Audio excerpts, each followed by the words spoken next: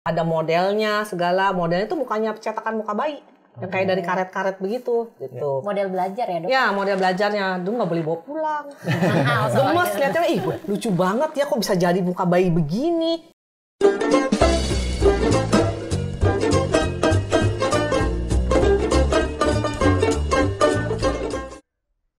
Hai there. Hai there. Hai there. Ya, halo semua. Ketemu lagi dalam acara Hi There. Hi There adalah Hayandra, Think, Educate, Research, dan Enlight. Sesuai dengan nama acara ini, di mana kita mempunyai visi untuk selalu berbagi informasi, berbagi pengetahuan dengan siapa saja dari berbagai macam latar belakang, maka pada edisi Hi There kali ini kita akan membicarakan mengenai NAM atau naso-alveolar molding untuk pasien sumbing. Perkenalkan, saya Johannes, saya dokter spesialis bedah plastik. Telah hadir bersama saya di sini Dr. Krista, dokter spesialis bedah plastik juga, dan narasumber utama kita hari ini Dr. Tati. Ya, spesialis kedokteran gigi anak. Oke, Dr. Tati ini pernah berkiprah di Departemen Giginya RSCM ya? Ya. Kemudian pada sore hari ini, Dr. Tati akan share dengan kita mengenai NAM. Nah, mungkin kita mulai dulu tentang sumbingnya nih, Dok. Jadi pada pasien-pasien sumbing itu kan ada celah ya di bibirnya. Biasanya yang menangani memang tim. Ada dokter bedah plastiknya, ada dokter giginya. Nah, mungkin Dokter Krista bisa share sedikit sebenarnya masalah pada pasien sumbing itu apa sih? Problemnya apa aja? Problemnya ya? Oke, kita mungkin lihat gambar ya, karena kalau kita nggak lihat gambar akan sulit. Kita bersama-sama. Ini kebetulan pasiennya ini sumbingnya bilateral. Dua sisi. Yaitu dua sisi ya, bahasa awamnya. Bisa kelihatan? Oke. Kita lihat bahwa ini sumbingnya ada di dua sisi. Kalau kita lihat, ini jelas ada celah ya di bibirnya. Oke. Tapi yang kita lihat juga yang pertama, kalau kita urut nih dari atas sampai bawah, kita lihat bahwa lengkung hidungnya juga turun, tidak seperti anak-anak tanpa celah. Kemudian jelas ada celah pada bibirnya, dan juga pada anak ini kebetulan juga kalau kita lihat lebih jauh ada celah pada gusinya, dan kemungkinan besar ada celah pada langit-langitnya, namun nggak kelihatan. Tapi yang bisa kita lihat, ini kan hanya gambar saja ya. Tapi kita tahu bahwa sebenarnya sumbing ini masalahnya nggak cuma sesederhana anatomi saja. Sumbing ini masalahnya bukan hanya sekedar estetik gitu ya. Ya, betul. Kebanyakan kan orang kalau operasi, oh itu operasi estetik. Tidak. Ternyata sumbing ini masalahnya yang sangat dimasalahkan itu justru fungsi. Fungsi ya? Iya. Jadi fungsi apa aja yang bisa terkena nih pada saat kita lihat jelas ya, kalau misalnya kita pertama kali anak itu lahir, pasti yang bermasalah pertama itu bagaimana cara ngasih makannya, cara minum susunya lebih tepatnya. Nah, dengan kondisi dengan ada celah ini pasti akan terganggu ya. Nah, kemudian juga tentunya kalau bukan hanya sumbing di langit-langit, orang-orang kan pikir sumbing langit-langit aja yang berpengaruh, tapi dengan adanya celah di bibir itu juga sangat berpengaruh pada saat anak-anak itu harus minum susu pada Terutama ada ya hisap betul, itu ya. Betul dong. Jadi memang yang kita fokus di penanganan pasien dengan celah ini justru pada kelainan fungsinya ya, terutama. Nah, selain juga estetiknya kita harus perbaiki. Oke, jadi tadi kita udah cerita bahwa pasien-pasien sumbing itu kan harus dioperasi. Nah, ternyata ada alat bantu untuk memudahkan Dokter Krista operasi, dokter bedah plastik operasi. Namanya adalah NAM. Nah, sekarang kita langsung ke ahlinya nih. Ini alatnya NAM. Silakan Dokter Tati jelaskan apa sih NAM itu? NAM ini awal sejarahnya dulu ya. Dulu itu kita biasanya di kedokteran gigi bikin obturator. Obturator itu fungsinya hanya nutup celah, bantu untuk feeding, untuk minum susu. Itu awalnya, itu saya kerjakan di tahun 98 ya. Feeding plate itu namanya? Iya, feeding plate atau yang namanya adalah obturator. Tahun 98 saya kerjakan ini di Departemen Gigi Mulut RSCM. Gitu. Udah lama ya dok ya? Oh sudah lama saya. Okay. Jadi pada bayi-bayi ya, yang terutama ya sebaik mungkin adalah yang begitu lahir. Literatur menyatakan bahwa 1 atau 2 hari setelah kelahiran lah, gitu, sudah bisa dibuatkan alat tersebut. Jadi pertama itu, jadi kita bantu untuk bagaimana bayi itu dapat menyusu. Biasanya kalau bayi itu menyusu tanpa alat, dia akan lebih cepat lelah. Karena nggak ada refleks hisapnya ya, berkurang. Kemudian juga yang kita khawatirkan adalah takut tersedak. Biasanya orang tua cemas karena keluar ke hidung lah, ya, atau kadang-kadang mengalir ke telinga, itu bahaya sekali. Dan memang ada cara-caranya juga, selain pun udah pakai alat, cara minum susunya juga ada. Nah, awalnya dari situ. Ternyata di bedah plastik, saya dengar mereka kesulitan dalam hal rata-rata pasien celah ini adalah hidungnya turun, jatuh, ya. Dan itu katanya tidak mudah ya operasi untuk begitu dokter Mista ya, untuk operasi hidung yang jatuh tadi untuk tegak. Sangat susah dok. Sulit itu ya. PR-nya kita bedah plastik. Mungkin untuk menyambung bibir, langit-langit itu mungkin lebih mudah, tapi hidung tuh susah sekali. Susah sekali. Betul ada alat yang namanya nasoalveolar molding. Nah alat ini dipakai seperti layaknya kalau kita bahannya ini adalah kayak pada waktu kita bikin gigi palsu, mungkin orang awam sudah lebih familiar ya, gigi palsu bahannya akrilik gitu ya, dipakai di langit-langitnya ditutup. Nah, 6 ini ada tambahan yang buat naikin hidungnya, dipakainya seperti itu. Awalnya seperti itu ya. Kemudian saya penasaran juga sih ini sejarahnya kenapa saya bisa akhirnya mengerjakan 6 tadinya kan obturator ya. Dokter Tati itu sekolahnya sampai kemana-mana, nah sekarang beliau mau cerita ya sejarahnya gimana tuh awalnya. Itu. Jadi saya karena rasa penasaran dari teman-teman sejawat bilang, ada alat, terutama di bedah plastik ya, alat yang namanya 6. Dia fungsinya adalah, maaf secara medis dibilangnya ada ortopediknya lah. Namanya kayak apa sih? Selama ini saya kan ngerjakan obturator. Alhamdulillah dari tahun 98 tadi ya. Nah, pada tahun 2012 tersebut kebetulan di Taiwan diselenggarakan kayak workshop. Saya dapat info tuh. Wah, boleh juga nih saya ikut gitu. Berangkatlah saya ke sana workshopnya. Di situ adalah yang mengadakan adalah Asosiasi dari Kraniofacial dan Maxillo dari Taiwan. Join dengan rumah sakit Changgeng dan diselenggarakan di Changgeng Hospital. Nah, di sana saya pas lihat, oh ternyata yang diributin itu ada tambahan ininya aja, gitu loh. Ininya mah saya udah buat dari zaman dulu, gitu. Terus kemudian ditanya, ada ortopediknya dari mana sih? Nah, sebetulnya bisa saya jelaskan di sini ya. Pada awal kita bikin seperti ini, ya, mengikuti semua lengkung-lengkungnya. Pada tahap berikutnya adalah yaitu kita pasti akan mengasah bagian-bagian tertentu di mana kita tidak boleh menghalangi pertumbuhan dan perkembangan daripada rahang tersebut. Betul. Karena pasti akan tumbuh terus ya dok. Iya. Nah, mungkin bayi. Kan, ya orang berpikir kan, loh, alatnya berarti alat memang tidak ganti, tapi kita ikuti yaitu dengan mengasah. Kemudian bagian luarnya di sini adalah kita tambah, dalamnya kita asah terus. Nanti makanya kan jadi beda tuh seperti ini kayak rata. Jadi ini yang nanti bagian masuk di mulut ya dok? Iya, ini yang masuk ke mulut dan ini yang ke hidung. Dipakai ke hidung. Gitu. Nah, tapi setelah itu selain ya tadi membantu dia untuk feeding, alat ini ternyata kalau pada pasien celah umumnya ada celah itu terbagi seperti ini misalnya, celah yang unilateral ya satu sisi. Ini gusi nih ceritanya ya. Nanti ini kita lama-lama dia akan ikut tumbuh ke depan, kita rangsang. Ya, kemudian nih celahnya juga akan, karena tadi kita asah, akan lebih gapnya itu akan lebih sempit. Tidak rapat tapi ya, tapi dia agak lebih mengecil dan itu memudahkan dari dokter bedah plastiknya juga nanti waktu palatoplasti ya. Pada saat operasi langit-langit. Pada operasi langit-langit. Nah, untuk hidungnya sendiri ternyata jadi naik. Gitu. Alat ini dipakai seperti itu.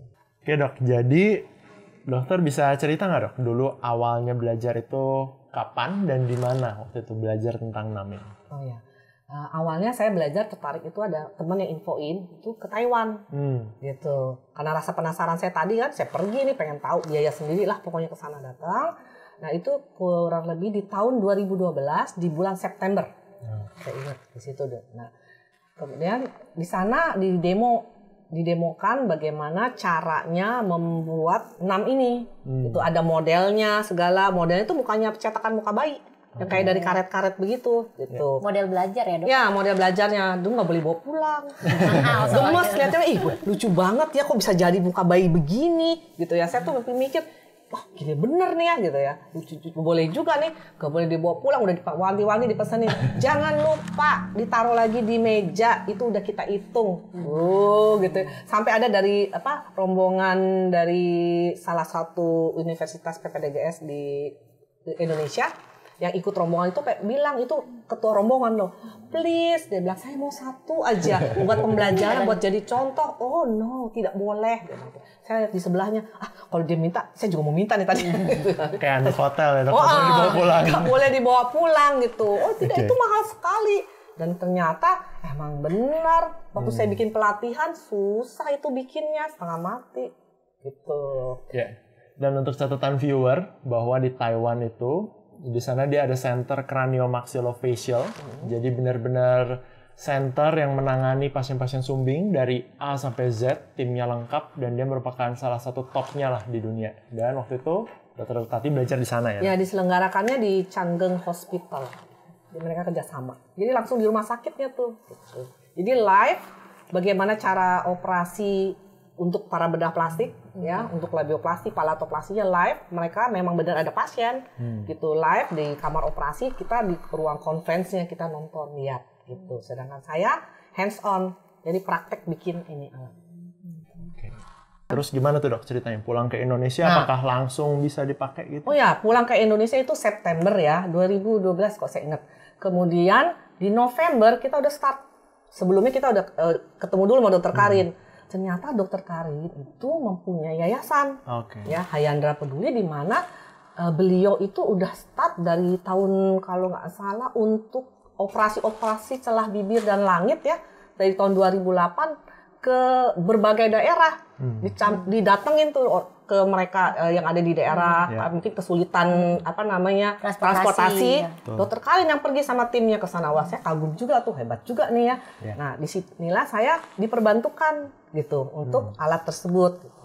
Nah, kendala kan mungkin biaya ya. Iya, betul. Oh, ternyata karena yayasan itu ada support sponsornya, alhamdulillah nggak ada kendala untuk alat ini gitu ya, biayanya. Karena BPJS nggak menanggung ya dok kalau di rumah sakit ya? Karena mungkin dikiranya estetik ya, padahal hanya obturator yang ditanggung biasanya. Kalau ini nggak ditanggung.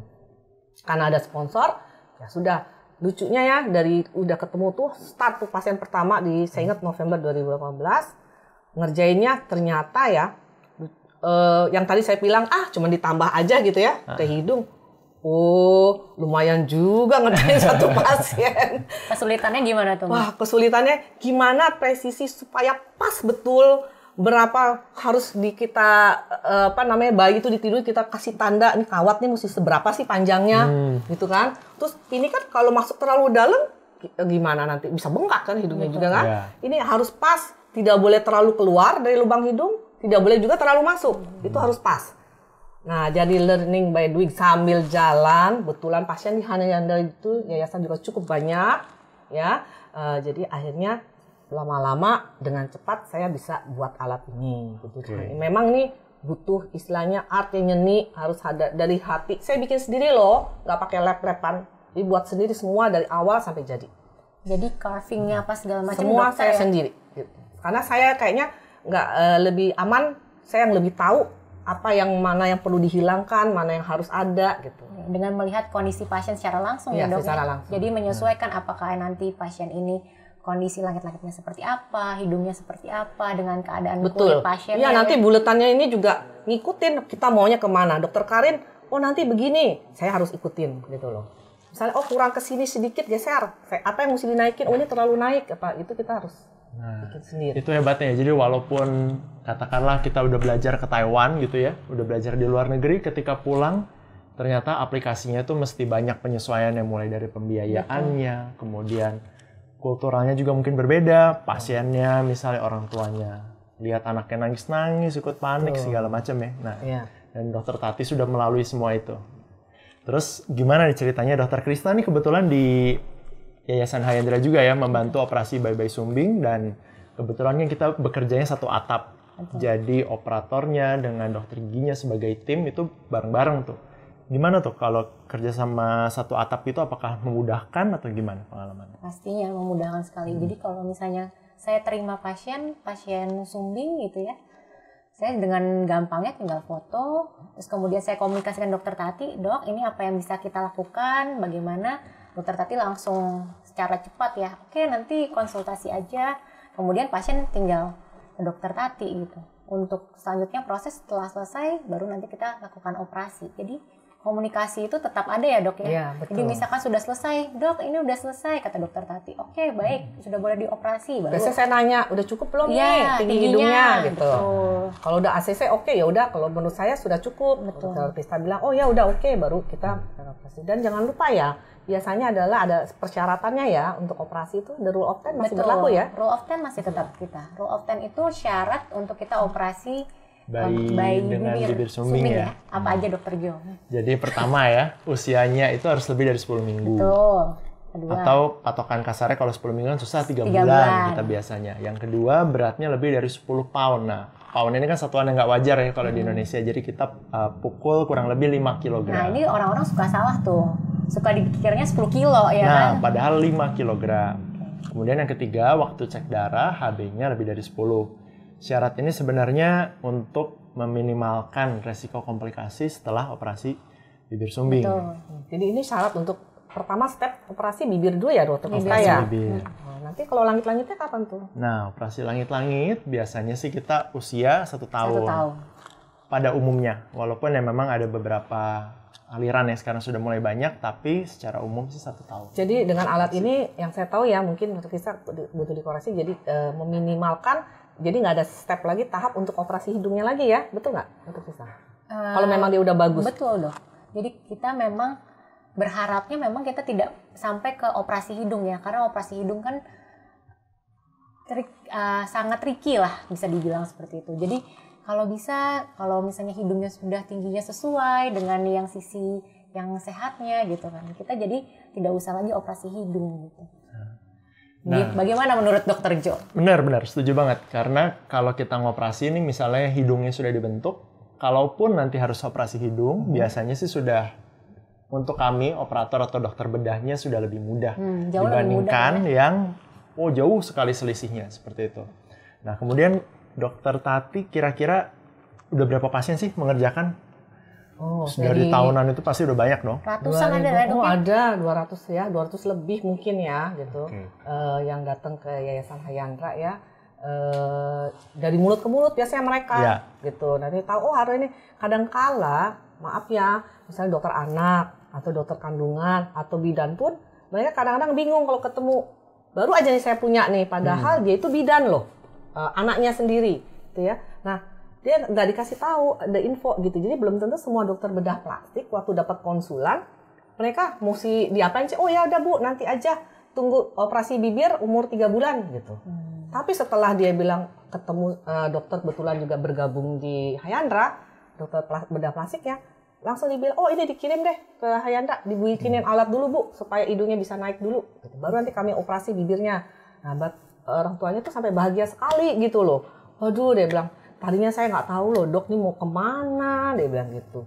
Jadi harus nunggu 3 bulan, saya juga mikir nih kalau hidungnya nanti jatuh atau gimana gitu. Untuk besarnya nanti ya. Dengan sekian banyaknya pengalaman dokter Tati, nah beliau ini sekarang sudah mulai mengajar juga ya dok? Untuk sesama dokter gigi lain. Ya, kebetulan waktu itu saya diminta di PIN ITGA ya, Ikatan Dokter Gigi Anak Indonesia di Bandung ya, untuk saya bikin presentasi sekalian hands on. Untuk teman-teman sejawat yang yang ingin concern ke cleft palate ini untuk alat ini. Dimana waktu itu saya ngikutin tuh cara-cara di Taiwan dengan bikin model bayi. Saya cetak mukanya bayi yang di Hyandra ya sebelum operasi itu, pas setengah mati susah nyetaknya. Wajah loh, bahannya kita harus pikirkan apa. Kemudian setelah jadi cetakan, jadi model, saya kerjasama lagi sama satu lab, teman saya yang punya lab seorang dokter gigi gitu ya. Dia juga mikir, aduh bahannya dia berkali-kali, ini bisa nggak, ini bisa nggak, tuh gagal-gagal terus sampai akhirnya udah gue nanti mau conference di Cina, gue mau bawa bahannya. Sampai dia tenteng sendiri loh bahannya itu. Saking sulitnya bahan itu didapat. Cetakannya itu yang lunak-lunak itu ya dok? Enggak, ada khusus kita. Ada khusus? Nggak, bukannya lunak, dia memang konsistensinya ada khusus. Oh, okay. Ya. Jadi kayak rubber gitu. Kayak rubber supaya ya? dia nggak kemana-mana, bleber kemana-mana. Ya. Nah itu sampai dibuatin wajah tadi, di mana saya mau hands on kan, butuh caranya gimana nekuk kawat itu persis kayak di, aduh saya seneng banget. Akhirnya berhasil, teman saya itu sampai, aduh terima kasih banget udah jadi. Saya bilang, maaf ini nggak saya bawa ya, saya kelupaan gitu ya. Nah disitulah saya bilang, waktu di Taiwan kita nggak boleh bawa pulang. Dijaga banget itu. Oh nggak boleh dibawa pulang ya. Kata ini mahal sekali. Ternyata emang iya bahannya aja susah. Itu pun nggak diajarin cara bikinnya, misalnya bahannya sekian, komposisinya sekian. Oh untuk yang cetakannya itu? Oh enggak, itu udah jadi modelnya. Iya, modelnya. Kita hanya cara bikin ini aja, nekuk-nekuk kawat. Tapi kan saya lagi mikir, kalau kita mau aplikasikan ke teman-teman sejawat, gimana caranya? Tapi kan nggak diboleh di pasien kan sekarang kan, kalau ngajar gitu. Akhirnya saya bikin cetakan tadi, model belajarnya itu tadi. Gitu. Luar biasa ya. Oke, sekarang kita bahas ininya nih. Jadi kalau misalnya nih ada viewer di situ yang punya kenalan, misalnya orang tuanya sumbing, orang tua yang punya anak sumbing ya, bukan orang tua sumbing, jarang. Orang tua punya anak sumbing atau mungkin salah satu kerabatnya sumbing.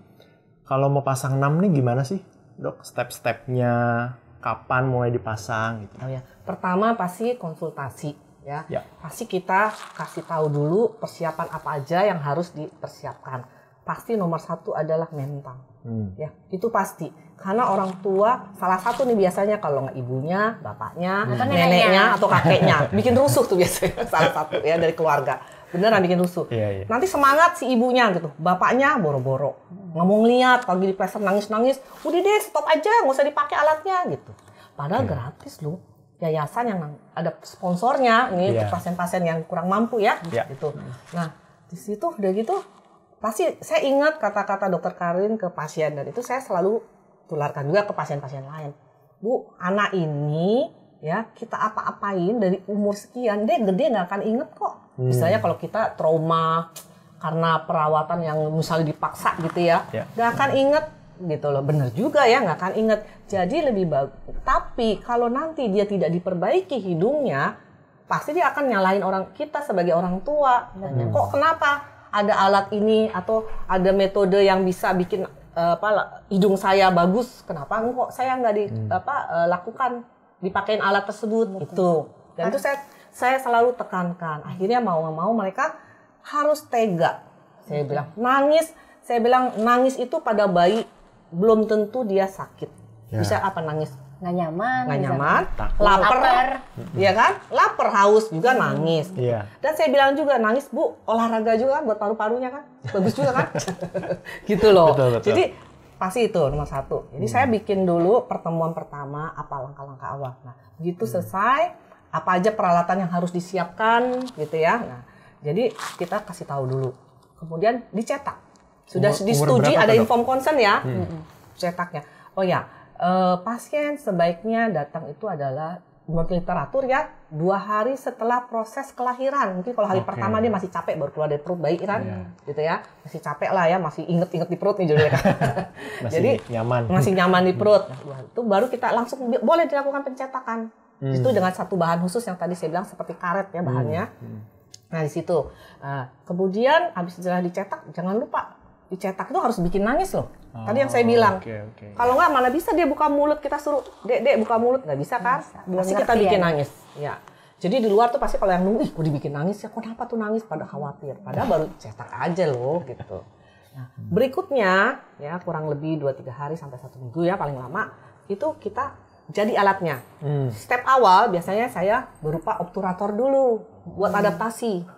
Biasanya obturator berarti dulu. Yang untuk di langit-langitnya ya? Yang langit-langit aja dulu, ininya belum ada nih. Biasanya adaptasi dulu buat dia bantu nyusu. Mungkin pada saat datang bayi biasanya dengan NGT. Alat bantu nyusunya. Ya. Itu biasa mereka ke bidan atau perawat itu mereka pasangin setiap seminggu sekali katanya ganti-ganti. Nah, itu pakai NGT. Jadi kita ganti dulu nih pakai alat ini. Karena biasanya kan dia penuh di dalam mulut, aneh, rasa-rasa aneh kan. 1 minggu belajar, pasti ada laporan tuh ke saya. waduh dok nangis terus lah, nggak bisa nyusu lah, 1, 2, 3, itu wajar. Semua harus adaptasi. Sama ada kalau anak-anak yang suruh gosok gigi setengah mati kan, ya nangis tuh. Tapi kalau dia udah biasa enggak kan? Sama. Ini juga itu pada bayi. Nah setelah itu seminggu kemudian lagi datang dan sekalian kita lihat ada yang luka nggak, ada yang sakit nggak, gitu. Atau dia kurang nyaman, jadi kita ada yang harus diasah kepanjangan ke belakang, itu kita bisa tahu. Kemudian seminggu kemudian datang lagi baru kita bikinkan yang ke hidung. Nah biasanya perjuangan lagi nih orang tuanya. Dok, mulai lagi udah enak-enak katanya 2-3 hari tuh nangisnya ngejer. Itu sebelumnya kita udah kasih tahu biasanya. Dari situ baru nanti kontrol periodik. Kontrol periodik bisa 1-2 minggu kita lihat. Kalau memang ada kesulitan seminggu kita percepat. Tapi kalau memang udah oke, 2 minggu sekali kita kontrol. Kenapa harus dikontrol? Itu tadi, kita tidak boleh menghambat pertumbuhan perkembangan rahang. Jadi ada bagian-bagian tertentu yang harus kita asah. Tadi saya bilang pada awal bahwa tadinya begini nih, lama-lama jadi rata tuh. Diikutin perkembangan rahangnya, jadi kita nggak boleh menghambat. Jangan salah ya, walaupun ini awal, ini kita tidak menyentuh langit-langit loh. Jadi kayak mengambang gitu. Mengambang. Yang penting atas ini udah dia ketutup. Untuk refleksi sakingnya dari lidah kan nyentuhnya ke sini. Nah itu nomor 1. Kenapa? Biasanya kalau pada bedah plastik mungkin khawatir kok mereka nanti kesulitan. Dan saya soalnya dulu pernah maju di bedah plastik, gitu ya. Dibilang, kenapa kok kalau pakai alat ini, obturator ya, belum ada ini ya dulu ya. Di 2002 saya ingat, kami kesulitan operasi langit-langitnya. Tapi saya bilang, selama ini kayaknya nggak ada ya. Karena saya bilang, kalau saya bikin, ini nggak nyentuh. Sama sekali nggak nyentuh. Jadi nggak ada ganggu ke palatumnya. Gitu. Mungkin yang dimaksud kan palatumnya menjadi tipis kali ya dok? Iya, karena lo menyentuh. Tapi kalau saya bikin, enggak. Mungkin ya kiriman dari yang lain ya, mungkin ya. Tapi pada saat itu saya udah berpikir, ini nggak ada gunanya kok menyentuh, mau ngapain. Dan lagi waktu zaman obturator dulu, gapnya emang jadi lebih kecil. Karena kita nggak sentuh sama sekali. Gitu. Gapnya jadi lebih kecil. Nah, jadi setelah itu, kontrol periodik, itu perlu sekali. Nah, kemudian dilihat lagi kesulitan apa yang ada gitu ya, selama kontrol itu ya kita harus kasih tahu. Terus biasanya sih so far oke. Nanti mulai lagi tuh adaptasi, kalau setiap datang 2 minggu tuh ada beberapa nanti bulan kita harus tinggiin lagi kawatnya, ini diganti, harus ditinggiin lagi sampai batas maksimal semaksimal mungkin. Karena menurut dari bedah plastik kalau begitu dilepasnya turun lagi sedikit kan ada. Pasti. Jadi kita harus over koreksi ya. Over koreksi. Jadi benar-benar harus pas. Jadi selalu kita konsulin lagi, gimana nih udah cukup belum? Gitu. Nanti kalau udah oke ya udah. Biasanya seperti itu. Karena dokter Jo, kalau hidungnya udah bagus tuh kita lebih tenang yang operasi. Karena operasi hidung itu salah satu yang paling sulit ya, bahkan di seluruh dunia. Jadi kalau di textbook itu ditulis bahwa kalau bayi sumbing kita operasi, mungkin bibirnya tuh bisa bagus lah hasilnya. Tapi biasanya yang membuat orang lain nyadar bahwa oh ini anak dulunya sumbing adalah bentuk hidungnya. Itu di textbook ditulis seperti itu. Jadi memang membentuk hidung itu sangat penting. Gitu. Oke, terus biasanya orang tua sering nanya apa sih dok tentang pemakaian NAM? Pemakaian NAM biasanya mereka, dok ini bisa nyusu langsung nggak? Oh iya. Ke puting ibunya gitu. Saya bilang tidak bisa alat ini ya. Otomatis maaf pasti diperes. Kita tetap mengikuti kaidah harus ASI. Ya, sebisa mungkin diperes ya. Itu untuk minuman ke anaknya gitu. Itu nomor 1 pasti nggak bisa. Terus mereka bilang kadang-kadang nanya juga, "Dok, boleh sambil tiduran?" Oh, tetap tidak bisa. Jangan mentang-mentang ada alat bisa sambil tiduran anaknya. Oh, nggak boleh. Bahaya kesedak ya. Ya, takut kesedak, tetap ya ada yang mengalir karena kan tuba ekstraki pada anak bayi kan biasanya masih datar ya, kalau salah ya gitu. Jadi belum boleh lah ya, gitu, takut masuk ke telinga ya. Nah, tetap jadi posisi adalah dia harus tegak. Benar-benar tegak 90 derajat gini ya. Tegak.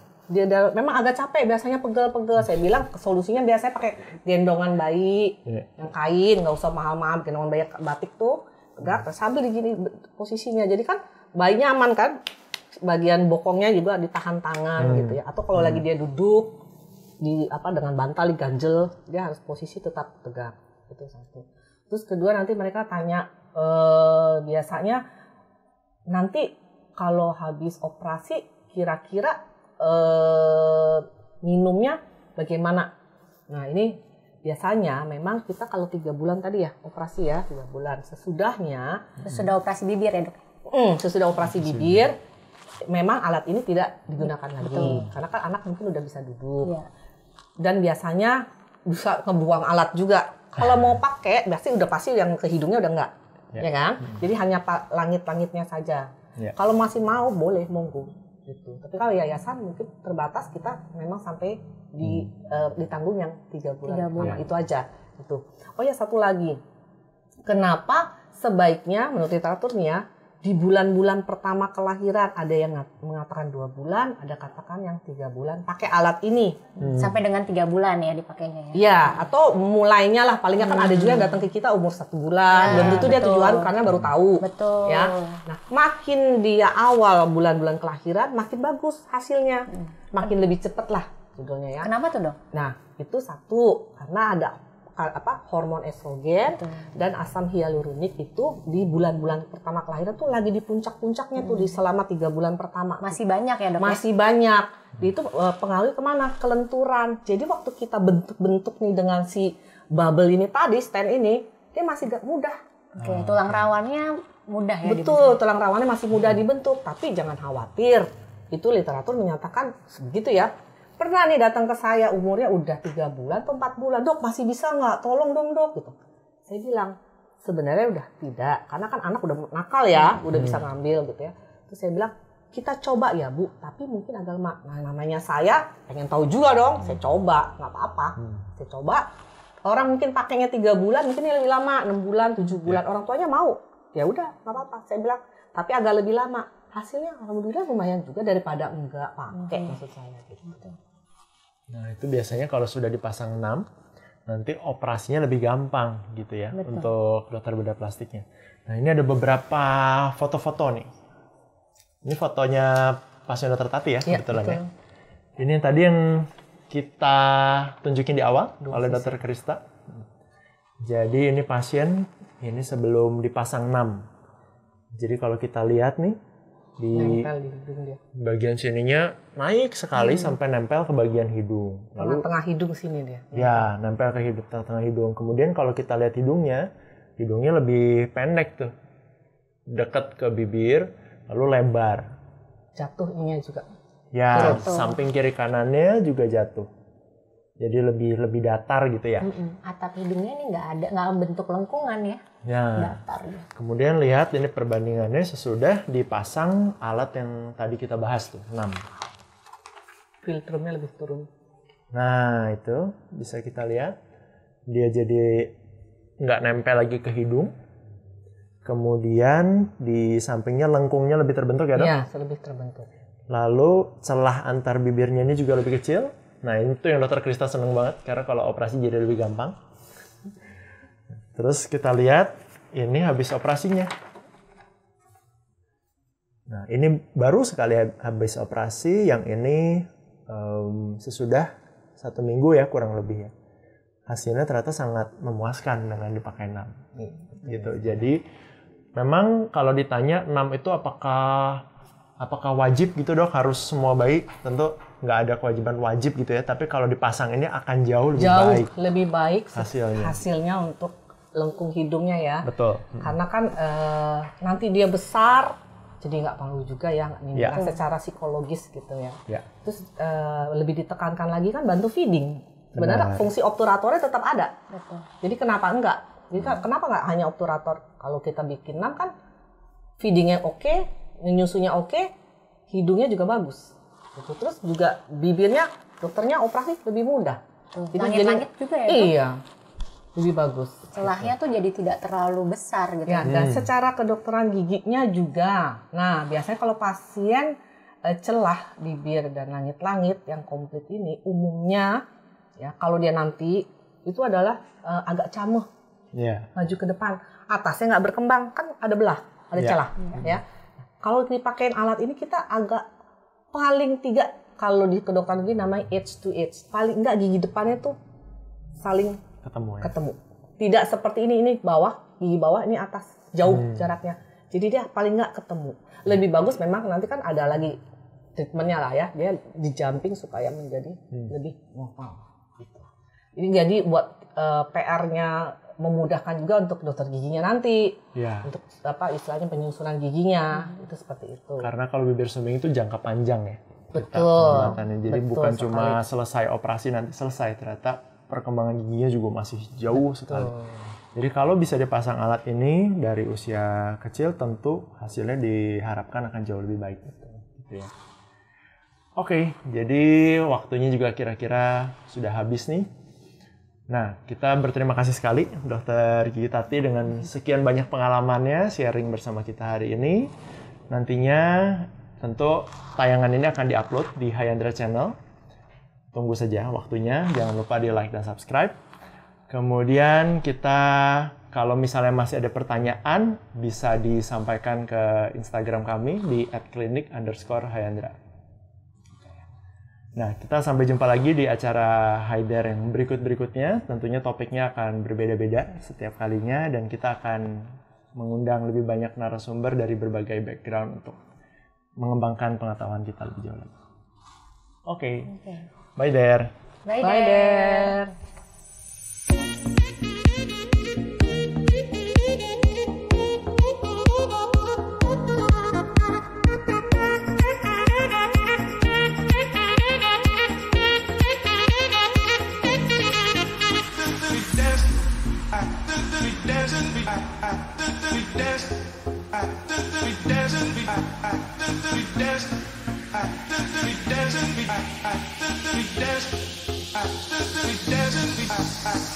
We